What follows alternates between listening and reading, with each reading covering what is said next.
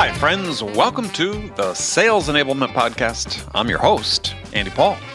Now, today I have a special bonus episode for you because today we're introducing a new podcast, another podcast produced by ringDNA. Now, as soon as I'm done talking here, you'll hear the first episode of the RevOps Podcast. It's hosted by our very own Jordan Henderson, Brandon Redlinger, and Jonathan Stevens. So you might be asking yourself, why a podcast on revenue operations or RevOps? Well, more and more companies are embracing revenue operations as the answer to misaligned sales processes, people, and data that can lead to really significant inefficiencies. However, many people still have critical questions about RevOps. I mean, what processes and tools do I need? How do I structure my team? How do I measure outcomes across sales, marketing, and customer success? And what are some of the best practices for doing that?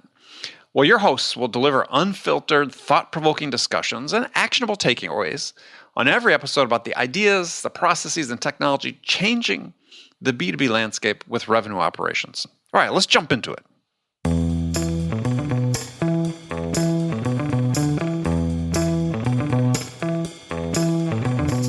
Hey everyone, I'm Jordan Henderson and welcome to the RevOps Podcast. I'm joined today by Jonathan Stevens and Brandon Redlinger. Hey guys. What's up, guys? All right. Today, I want to talk about RevOps. No way. Should we talk about RevOps? Right? Let's change subjects. Isn't that uncanny? But in all seriousness, the past couple of weeks, I've had a lot more questions about RevOps than I have, which I've typically over the past years gotten a lot of questions along the lines of like, what is RevOps? Like, define it for me. And recently, by the way, I get really annoyed about that. Recently, I've gotten a lot more questions about like, why would I have RevOps, or how do I structure it, or when do I need it, and why is it important? It's a really nice transition, right? We're transitioning from what is the thing to the actual procedural or operational strategic purpose behind it. So that's actually what I want to talk about today is a couple of things.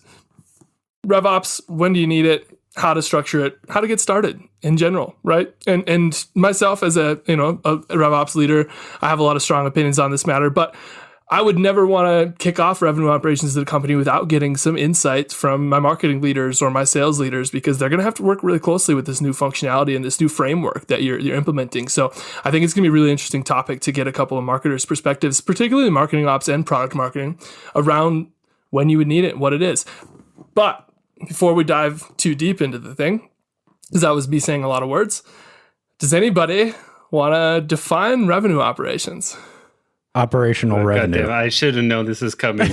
Operational revenue. You knew I was going to ask this question. I know, exactly. You should have come prepared with an answer to this question. Operationalizing the revenue driving engines within a company and keeping them all together. Yeah, I mean, it's roughly right. It's not as good as Brandon's SDR definition, but better than every other definition. Better than your customer success definition. Not there. Rather, so my definition of it was typically something along the lines of revenue operations is a methodology that calls for the unification of the go-to-market ops functions into one RevOps team that makes your GTM experience meet your buyer where they are, right? Matching it to the buyer's journey. Why would a company have this, right? Like we've had years where people just had sales ops, marketing ops really came to light in the past probably 15 years as like a really key functionality. Why would somebody need revenue operations? Anybody? Yeah, Anybody I think have ideas? In my opinion, revenue operations is still very new. So a lot of companies that don't have revenue operations, the marketing operations role sometimes will act in kind of that function as that liaison between sales and marketing. Whereas like the revenue operations can be one step further in that, where they report into not report into, but kind of are more involved in the sales process and the finance process than the marketing operations role might be. You're totally right, and I think you're answering a question that I'm going to ask you in a minute. But I'm thinking high level right now, like why as a business would I want to have operations? And I'm thinking of things like if a CEO actually called me today and we had a quick 20-minute chat. He was like, "I'm thinking about implementing revenue operations. What do I do? Why do I need it?" And I was like, improve your buying experience, maximize your return on ad spend, increase your revenue, decrease your churn. Like these are reasons why you'd have revenue operations, right? Well, so for me, the main reason is just to make sure every team internally is aligned, right? Like I think that's. But how do you know? How do you know when that's true, right? Yeah, fair. Right. Fair. Yeah, you have to show that that's true by increasing revenue growth. Like there's very few metrics that can show that you're aligned, but like they exist. But yeah, it's totally. Well, you can have a really good sales team and great revenue, but they're entirely disconnected from marketing. Yeah, which would be very hard to do, by the way, because your sales team you'd have to have like a really good product and a really good sales team. But then it's just even a bigger disconnect from marketing, because if you have a great product and your marketing team can't handle it, oof, whoopsie doodle, move on. But like in general, just to be better, like even if your company is doing well, just be better. Yeah, be a better I think company. it's more of like a stopgap too. It's like it's preventing you from standing up disparate tools and preventing you from not being aligned. So I think a lot of it's more of kind of making sure things are aligned by not allowing things to go off the rails. So that's actually a really good segue, right? So if I'm a company, I'm looking at my business, and in my opinion, most companies, if not all, need revenue operations at some point. So it's not even, why do I need this or do I need this? It's when do I need this? At what point do I need somebody in an operations role to do some of the things that, particularly Jonathan, that you just mentioned? And I'd love to hear from you guys. If I came to you as a CEO and I said, I'm wondering if I need revenue operations, can I ask you some questions? What things would you want to know about my business to know whether or not I need revenue operations, or what would you tell me is what I need revenue operations? I'd say data integrity is a big one. Making sure, like, how clean is your data? How focused is your team on being able to align on a centralized revenue report? Even like, is your finance team using a completely different tool than your sales team for reporting? Say more about that, right? Like, what I'm hearing is you say something around the lines of like, do you have processes in place to make sure your data stays clean? That you have uniform data and not just like an absolute conglomerate of crappy data situations? Including just the tools you're using too. So not only aligning the data, but are your tools in a position where they're all going to be able to be aligned data without a huge IT process of implementation and integration? So I'm the CEO, I'm asking you this, and you say that to me, and I say, you know what? Yeah, our data's not super aligned. Our tools are, they're integrated via APIs, but, I don't really think they're mapping super well. Is that enough? Is that enough for you to be like, you need to go hire an ops person tomorrow? Oh, yeah. Oh, yeah? That's it. That's all it takes from you. You're like, ops it. Let's get him in here. You don't care if I was like, whoa, but I only have, one salesperson, one marketer, and three engineers. Well, when you make it that way, then no. Yeah. See, there you go. It's a more complex quick Q&A than just, is your data clean, right? I don't think it's that far off though. Like, so when I'm thinking of like, when do I add marketing ops to my marketing team? Because I've been in that position before, right? The first marketing hire, and all right, I have headcount this year. Who do I hire? I'm usually like, well, it's like, do we have campaigns in market right now? Do we have salespeople where we're passing leads and accounts to? And if that's like, usually I'm doing a lot of the legwork. Like I'm a generalist. Maybe I hire another generalist, but like right after that, I want ops. Like before product marketing, I might have just lost a few friends that disowned from a few product marketing communities. But like I really think product or ops is like that essential, because like I want to know all my systems are talking to each other. I want to know are the leads actually being routed in the right place, like the proper things happening to the leads. I want to make sure that every piece, like all the data that I'm passing to sales is good, is clean data, because I can build that relationship with sales, build that trust with sales better from the beginning. And then after that, it's like, sure, like, yeah, right after that, I would put product marketing. So. Right after that, like 8th hire at the company is product marketing. Got it. Exactly. And to add, so the things I want to add to go that. For it. Oh yeah, Jonathan's vocal today. What is happening? I need to get my points in. So to add to that, also from an operational standpoint, if you've got a lot of different things on your plate, like as a product marketer who's also working as a generalist, you're not going to have the time to go in and dig like when something breaks in the night or along those lines. So like I think when you have somebody who's actually able to focus on things, that's really the win for the operations department. Yeah. Because you usually have a lot of systems. Like, again, like you're using APIs and you're using what is that one called? Zapier. Zapier. Yeah, exactly. Right. And like shit breaks. And it's like, that's not my forte. You've used up all your zaps for the month. And you're like, what? Exactly. Totally. So like I want someone to be able to like dig into that shit for me. It's not a glorious job by any means, but so I will disagree with that, because one thing that you guys are talking about a lot is ops from a tactical standpoint, right? Which is a very important piece of revenue operations. You are a very tactical person. You're digging into things. You're integrating everything. I also think it's really important to get them in for strategic purposes, because they're going to come in and identify problems and think of solutions that you're not going to otherwise think of, because they have experience doing these things. Whereas you might be stopgapping with Zapier, they might know of products and other things or ways to do things that you don't, and they will strategically guide your company in that way. And so that part of the job is actually kind of glorious, because in that regard, you are, a leader. You're coming in, you're a leader in a business because you're taking some ownership over the GTM approach. And so, but to sort of circle back to what you guys are saying, so because it was a lot. You guys said a lot. And before this podcast, I sent you, hey, we're going to talk about this. And you guys were like, I don't know if I'll have much to say. So here we are. And I can't even keep you off the mics.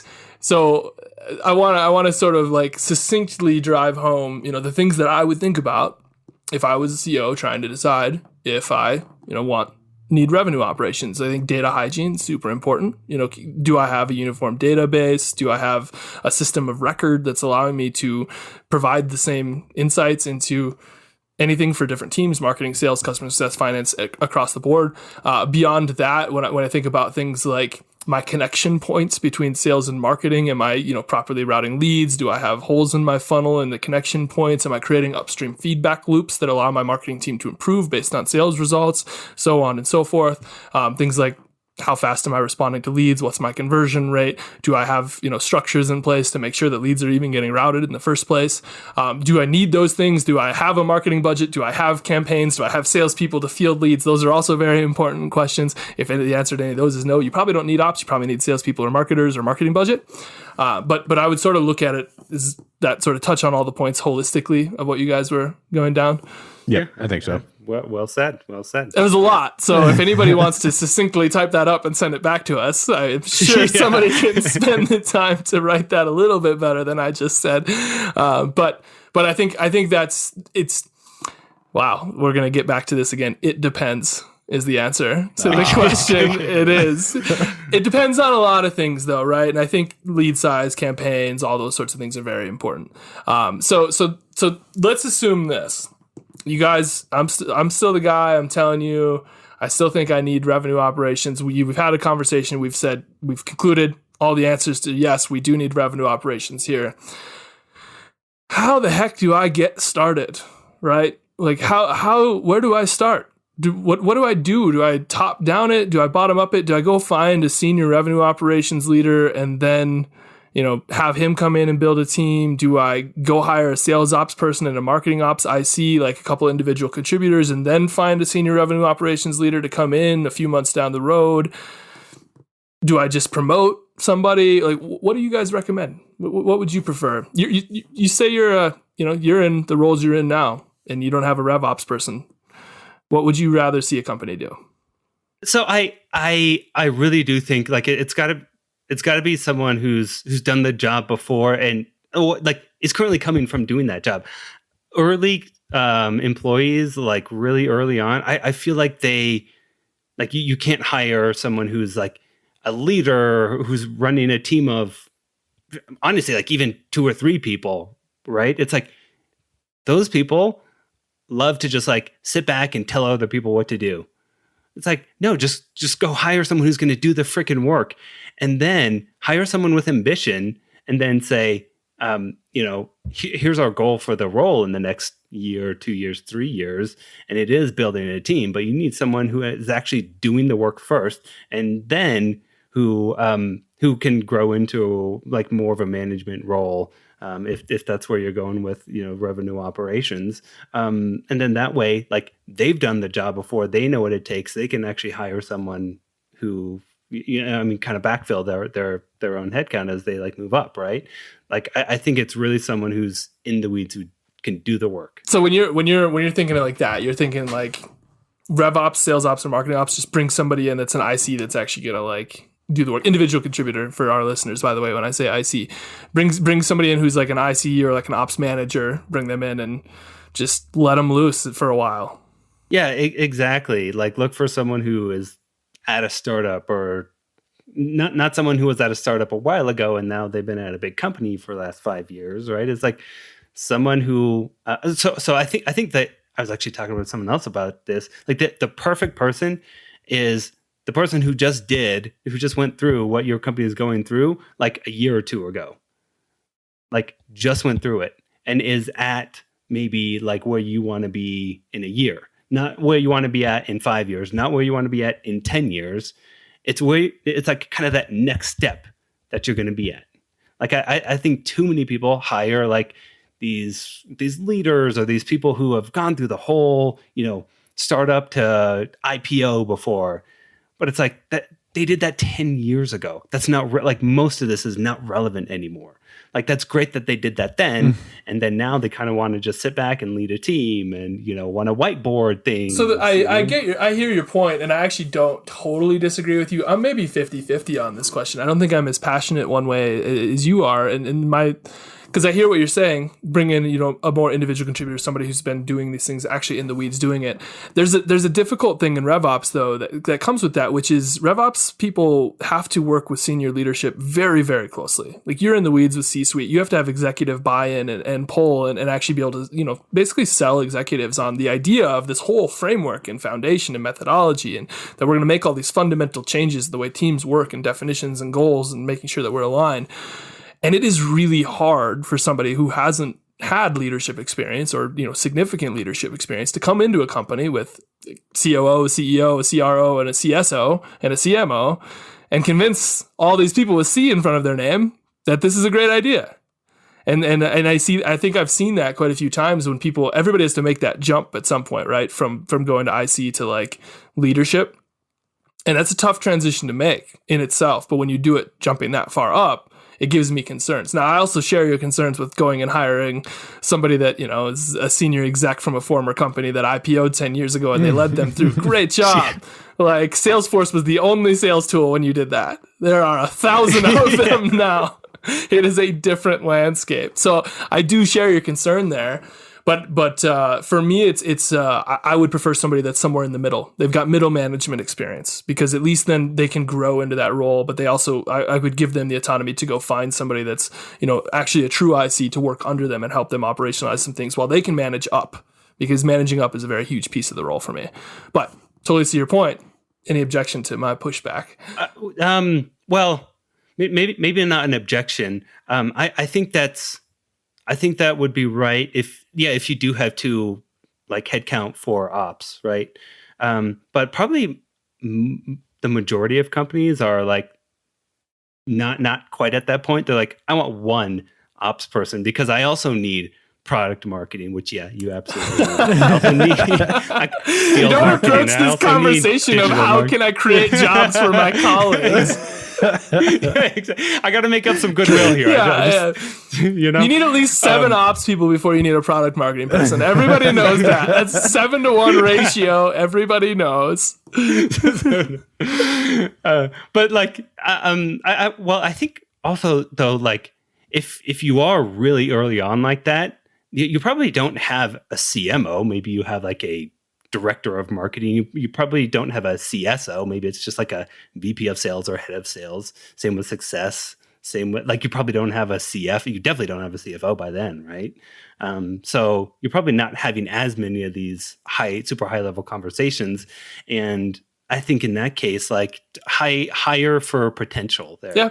I think that'll go into the job description is, does this person have executive presence in the interview? Yep. And do you think that'll transfer to, conversations with your CEO and anyone else involved? Yeah, and you do have the added bonus, I guess, of that scenario of if you get it wrong and that person isn't cut out for leadership, which is totally fine. People can be individual contributors. Then you can, as you grow, hire a manager for them that will be that senior leader, right? And so you can backfill that role. So in that scenario, you're sort of purely doing the bottom up approach to building your revenue operation, which then when you hire a revenue operations person, they'll come in and hopefully have some foundation in place, like a clean data system and some integrated softwares and et cetera, right? It won't be perfect because that person wasn't senior enough to like really get the job done, but they were bootstrapping it, so that's all right. Good enough. Yeah. It's you're better off than you were if you'd have waited, right? Like it was worth the investment. So that makes sense to me. I like that answer. You might have swayed me in your direction a little bit on this one. So you were right this one time is what I'll concede. I didn't need LinkedIn to also confirm. Barely. All right. So anyways, all right. Now I want to hear from a marketing ops person. Same answer. How do you start? Where do you get started?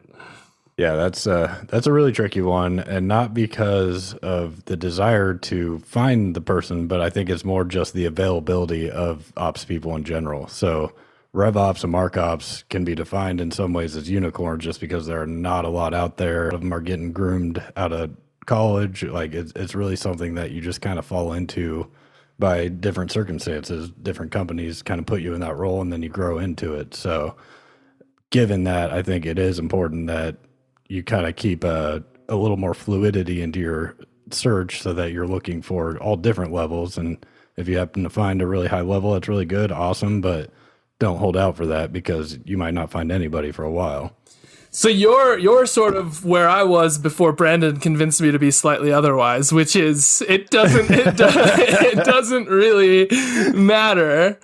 Just keep an open mind, and if you find the right fit for your company, whether that's senior, middle, or junior, jump on them right away and either grow them into the role or allow them to add headcount, that sort of thing. That's sort of where you're at. I probably wouldn't go the junior route. I'd probably do middle or senior, but yeah, the junior route could be. All right. Now so you two are just hating each other right now. I love it. I think the junior route say more. Is just a higher risk because you're trying to figure out if they even have the chops, and then you end up hiring them, realize, okay, they're good at like building emails, but integrating software is not their forte, or, certain things. You've got to be kind of a multi-instrumentalist in the operations role. So you've got to have chops all over the place, and you've got to be a very quick learner, and you've got to be able to teach yourself things. So that doesn't really come naturally to a lot of people. They kind of have to build that skill set. So I think coming in as a junior, they might find they hate it after, a year, and then you're back to square one.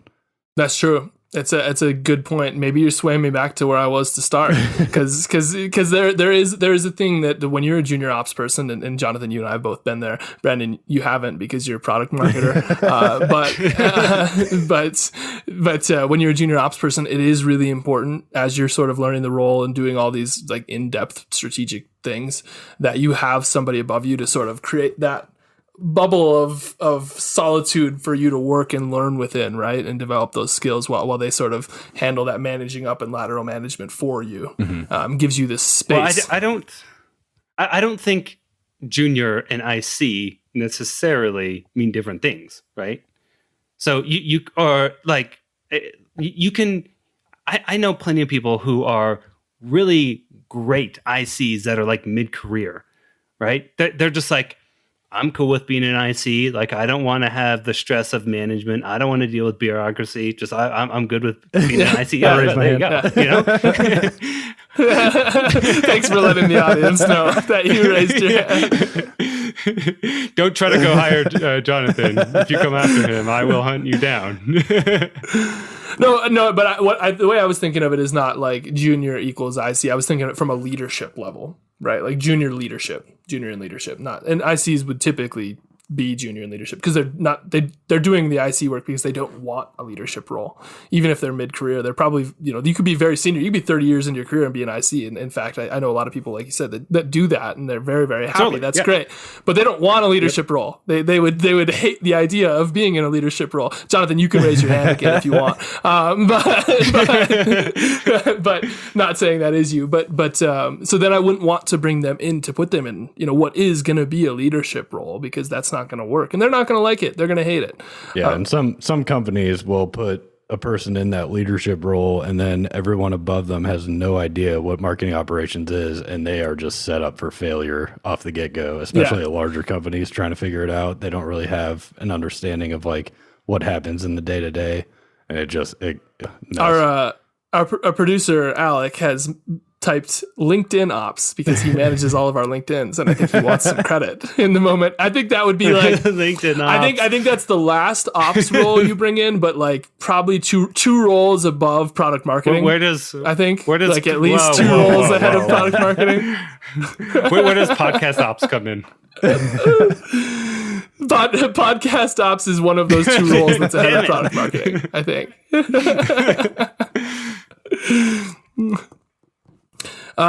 Cool. This is super, super interesting. Any other sort of thoughts on that question? Top down, bottom up? Not necessarily, but I don't know where you're going next, but I feel like it might be helpful to talk about like what do you look for in your first hire? Like how do you actually hire that person? Yeah, I mean, it's a curious question because I don't actually have an answer to it because I am a RevOps person. So I'm usually the person getting hired. I've never hired for a first RevOps person because if I'm at the company, it's not the first RevOps person. So I don't necessarily know, but the things that I would typically tell people are executive presence is very important. Context switching is very, very important. I would actually tend to tell people to try to find somebody that has, sales ops experience is very important. It's also quite easy to find. Somebody that has some marketing experience is very difficult. Marketing ops people are sort of a rare breed. And they're people that have both are an even rarer breed, right? And I think that's very important coming in as that first hire, that they've got some exposure to one or the other. Otherwise, when they come in and they feel overwhelmed and they feel lost, they're just going to default to the thing that they know the best. And they're just going to basically, create a sales ops person or a marketing ops person rather than actually covering both sides. So those would be like the key things that I would push on people. But yeah. But I, like I said, I've never hired for a first hire RevOps person. So I don't really know. In my experience, though, on the second question, like top down or bottom up, I've done both, by the way. I've been like the senior, like the ops person that came in and there was nobody there and I built it out. And I've joined a company where they had ops people in place and then sort of like joined the team and, led it collaboratively and they'd had some pieces in place. I prefer the latter. And that's actually like Jonathan and I. Jonathan started at ringDNA, 6 months before I did, probably.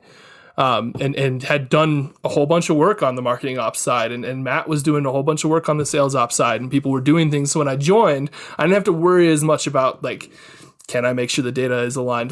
Yes, there was a lot of work to do there, but they'd already kickstarted that process. So I got to come in and actually be more strategic than tactical at the start, which when you're the first one in the door as a senior leader, you get pulled back into all this tactical stuff. And then it's hard to get yourself back to a point where the rest of the team sees you as strategic. That's a good point, yeah. And you do need to be seen as strategic. Yeah. And so once you're tactical, once the C-suite sees you as tactical, they're going to see you as tactical, right?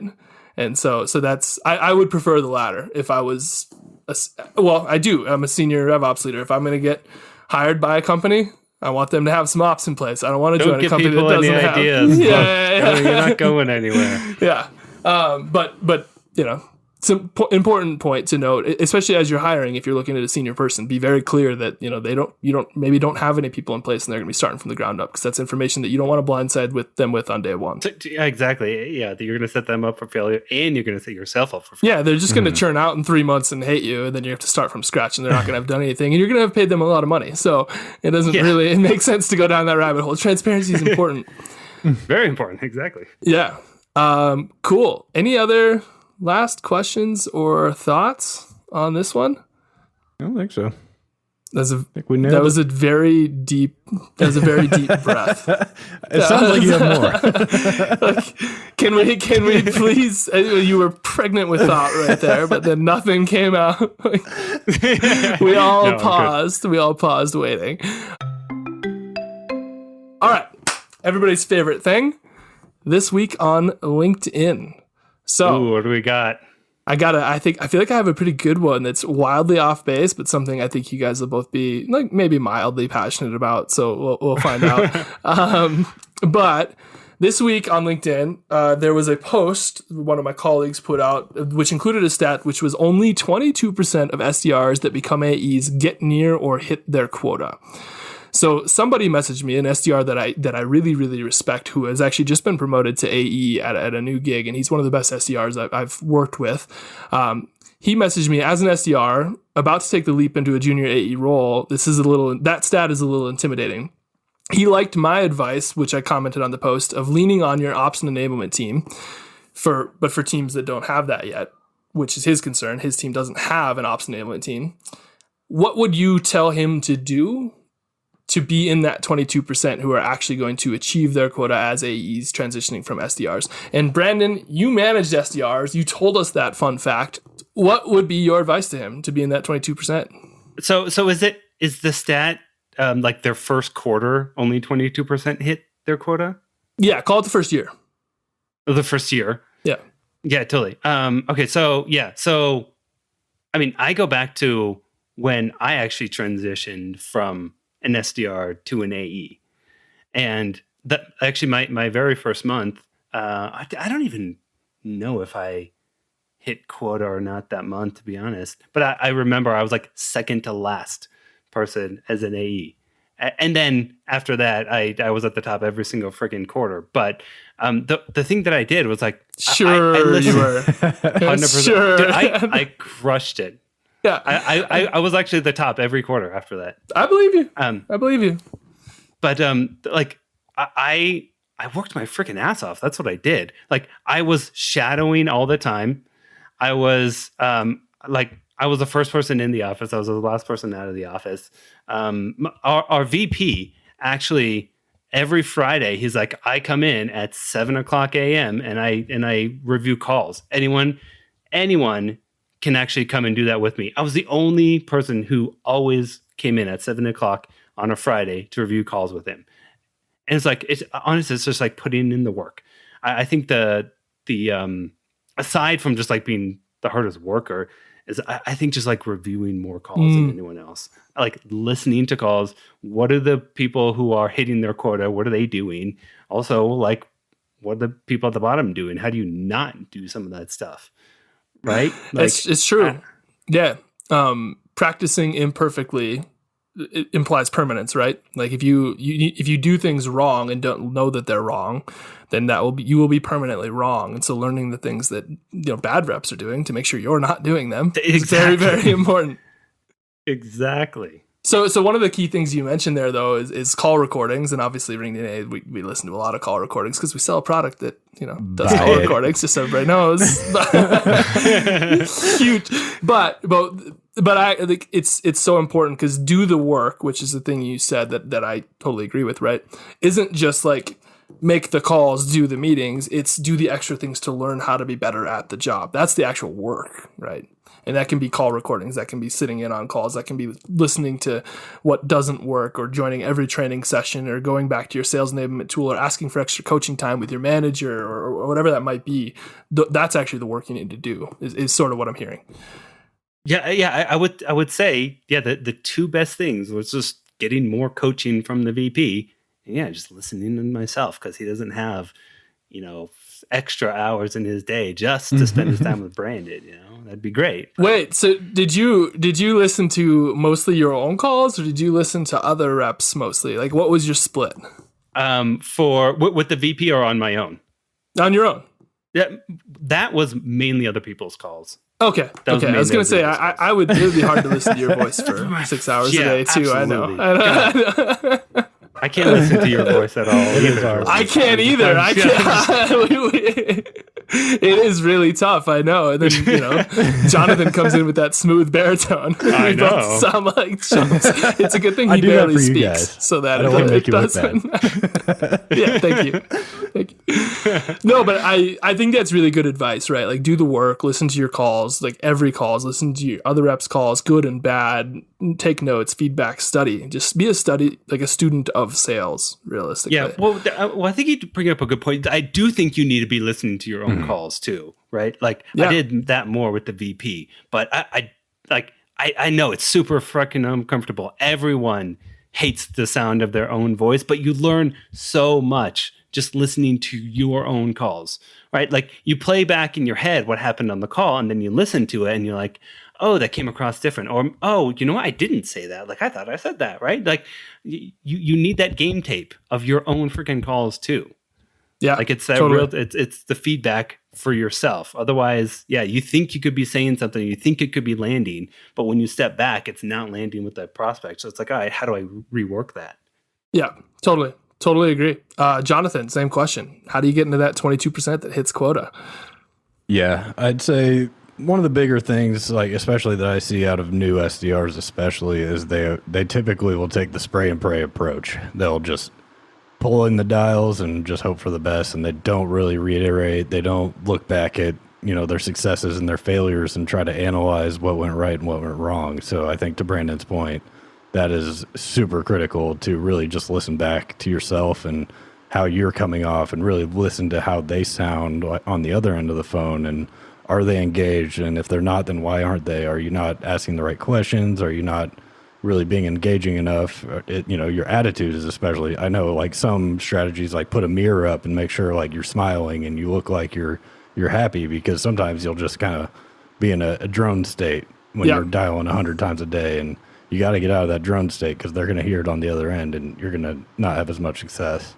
Yeah, standing up, bending your elbows to 90 degrees, all these things work, right? And even past like cold calling, if you're on demos, don't be like leaned back in a chair all relaxed and stuff. Like, make sure you have the energy. It's some simple things like that you pick up on the way that I think are important, which are all good tips. And then of course, coaching, we've already discussed, is like listening to your own call recordings. The other one that I mentioned to the SDR who reached out to me with this concern was that just at bats, just pure at bats, like take as many discovery calls as you can get, take as many demos as you can get. They don't even have to be that real. I even messaged him because he sells a product that I'd be interested in someday. I don't have an interest in it right now, but I was like, I'll take a discovery call with you. Like, just give me one. Like, let's set it up. Ask your network, like, who will do a fake discovery call with me, a mock one with external voices so I can hear more.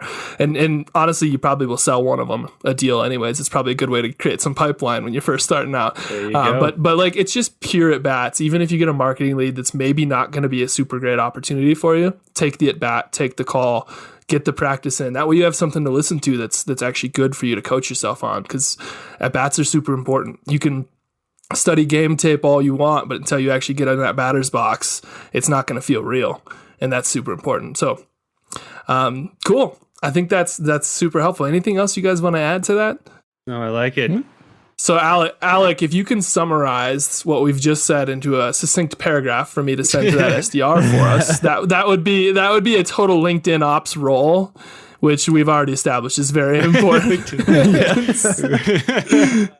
Absolutely. I'm going back to earlier when you said, what would change if there was no RevOps role, right? Oh yeah. Let's go ahead and mute you because your audio is really bad again. So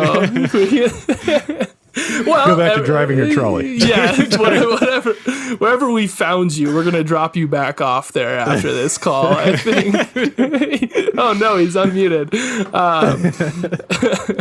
All right, well, I think that's it for us today, guys. Any other last thoughts on today? Otherwise, anybody who's listening, if you have LinkedIn questions you want to send us or topics you want to hear about, please message us directly. Message them to me. I'm actually responsive on LinkedIn. Brandon and Jonathan are basically ghosts. But otherwise, thanks everybody, and we'll see you next week.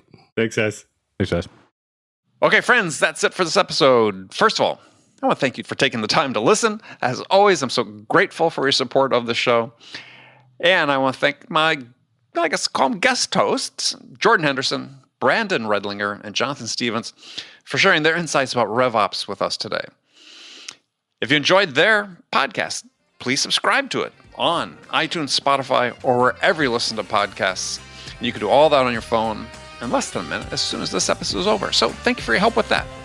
And as always, thank you so much for investing your time with me today. Until next time, I'm your host, Andy Paul. Good selling, everyone.